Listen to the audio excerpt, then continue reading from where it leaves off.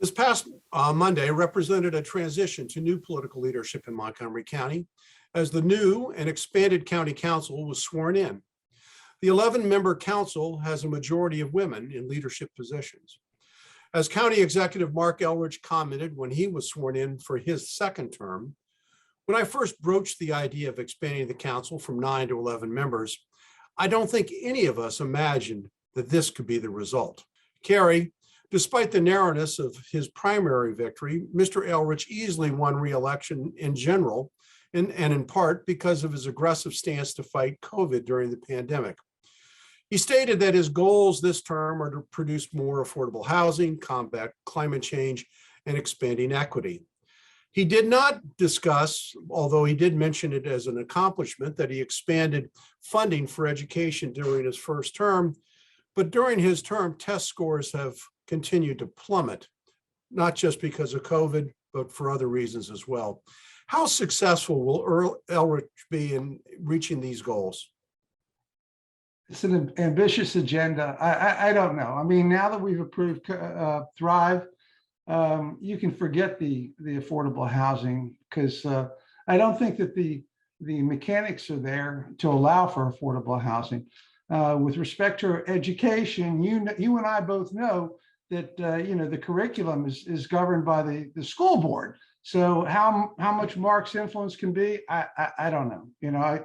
A lot of change needs to occur there. And now he's got to deal with an 11-member county council that is really across the spectrum. Some are aggressive and some not so much. And we also have some fiscal conservatives on the council as well. So, we're going to have to see what goes on with Marc and whether he's able to achieve his ambitious agenda. Well, Marc, I'm going to do the other Marc Uncapher, newly elected council president Evan Glass. He echoed many of the county executive's agenda points in his own speech. Glass's priorities are health and housing, transit equity, environment, and economic development. That's kind of all standard progressive aspirations, particularly expanding economic development.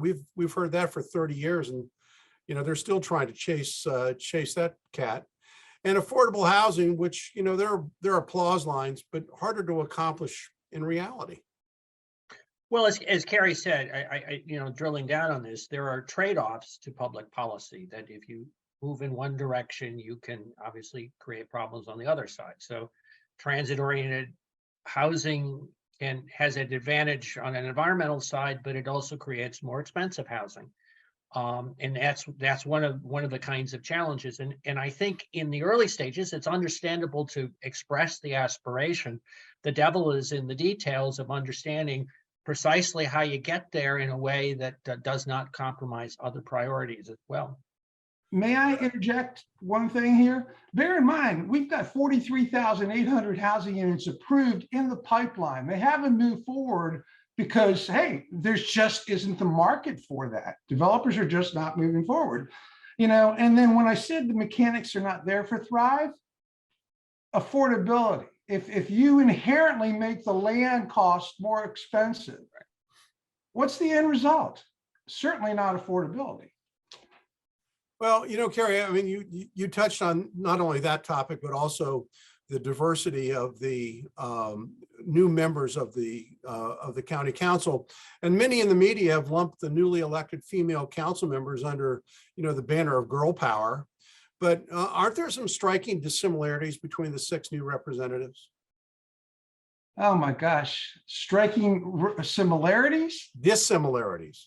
Absolutely, that's what I was trying to say. You've got across the spectrum. You've got the aggressiveness of Kristen Mink and how she pushes things forward.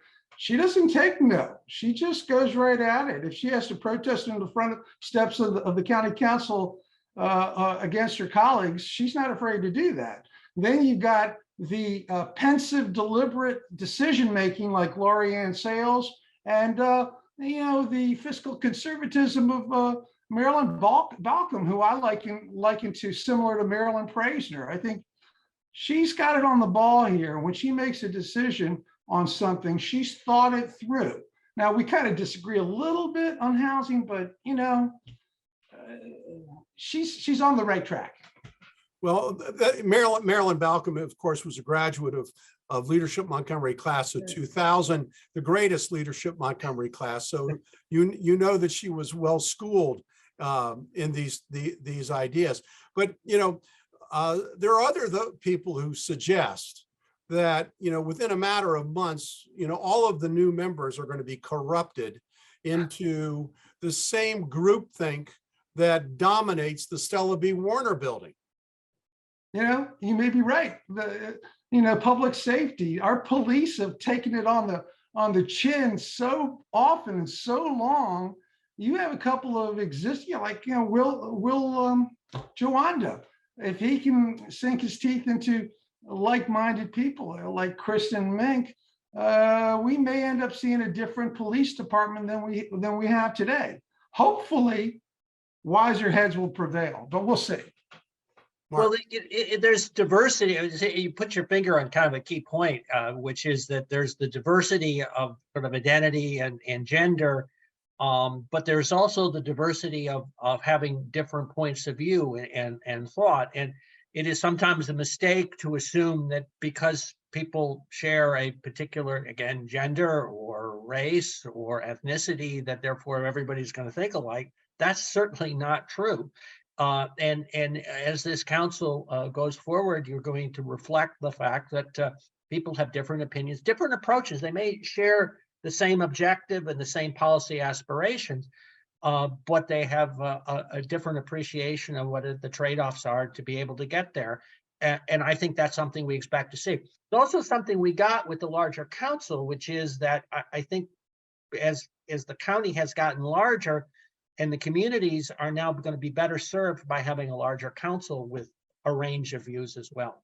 Well, I want to give the example of Marilyn Balcom again, because prior to her announcing and running, she was president of the Germantown Gaithersburg Chamber of Commerce, and she talked specifically about the different transportation needs for up county as opposed to down county, and what might be good for bus rapid transit down in what they call the lower 48 doesn't work up county where things are further apart and you need roadways.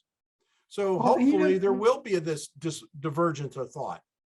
Casey, also, I have never heard Montgomery County divided like that, the lower 48. And does that suggest that Germantown is like Alaska? Well, no, Clarksburg is like Alaska. It would also be worthwhile to mention what Kristen Mink said at the inauguration speech. I mean, transparency, business as usual, not inclusiveness in decision making. She's pointing out that we're not going to put up with some of these events of the past. So get your popcorn out, sit down, and let's get ready for some interesting times. Well, so Cary, let's refine that a little bit. Was she talking about leadership from the county executive or from the council president? It's from the council members taking polls to make decisions in back rooms rather than have open discussion, including all the members of the council and the public. And Kristen Mink made the point: if we truly believe in equity, then we've got to include these members of the public, and making these decisions in the back room doesn't do that. Well, it's going to be interesting to see what's going to happen in the next coming months. And the first, the council has already issued its, agenda for the upcoming year. It's going to be interesting to see how they all coalesce together and how, how well they work together with the county executive.